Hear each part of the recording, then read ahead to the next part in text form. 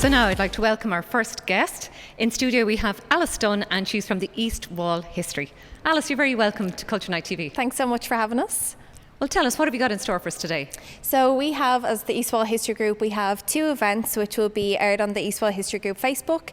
One is called Docklands by the Docklanders, which will be at 4 p.m. It tells tales of the Docklands by a number of authors, Brendan Bean, James Joyce, of their tales of the Docklands and their experiences in the area.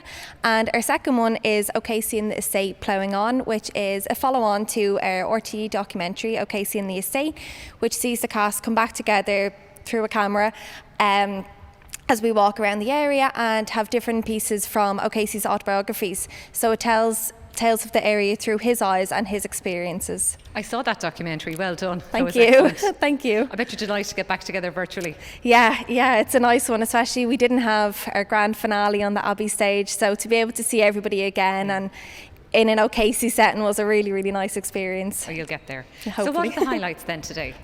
Our highlights, I think both of these films aim to portray stories of the Docklands that people might not know. I think the Docklands a lot of the time can have a negative light, and these show the wonders of the docks through some of Ireland's greatest writers, how they saw the area, and gives really a history of our time. Docklands by the Docklanders ranges from tales of growing up in the area in the 1700s and all the way up to a piece by Roxanna Nickleam, who you might know, a well-known actress, and her experiences of growing up in the 1990s and early 2000s. So it's a really wide range and shows both the contrasts and the similarities. So it's a really interesting one.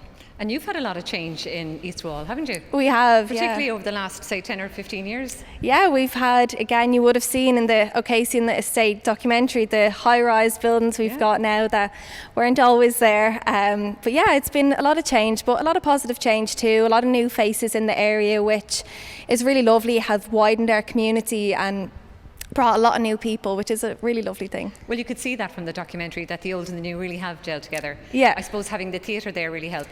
Definitely. The theatre is a completely intergenerational place. Any show you'll do, you'll have anybody and everybody there, especially the likes of Panto with our local drama group PEG. There'll be a night full of kids, a night full of older people. You'll really have a lovely mix, which is really good to see, and everybody kind of supports everybody and what they're doing, which is a lovely trait of the community. Yeah, that was very obvious that you really have a good community spirit in Eastwall. I hope so, because I hope that rings true. I don't know if people always see that, so I think it was a good exposure to that side of it. Yeah, nice to see it. So anything else you'd like to tell us about the history of Eastwall? I think, Eastwall has a broader history than a lot of people realise, and I think the Eastwall History Group over the past 8 years maybe that it's been running has done a good job of showing that. I think, like I said, people maybe thought of the Docklands as areas where there was boats and there was men working on them, and now there's high-rise building, there's big shiny offices, and kind of forget about everything in between, the generations of families who have lived there and their stories and their lives. So I think, as I said, these two films and the work of the History Group in general shows those stories, shows the stories of the people, the lives of the people who weren't well known but lived everyday lives. I think O'Casey did a really good job of, his characters were real people. You know, he wrote his characters from what he saw around him, who he grew up around. And so I think he does a really good job, and we hope we are continuing to do a good job of telling those stories. Well, it sounds like you're doing a great job already, Alice. Thank you. Any chance you might get to the Abbey stage?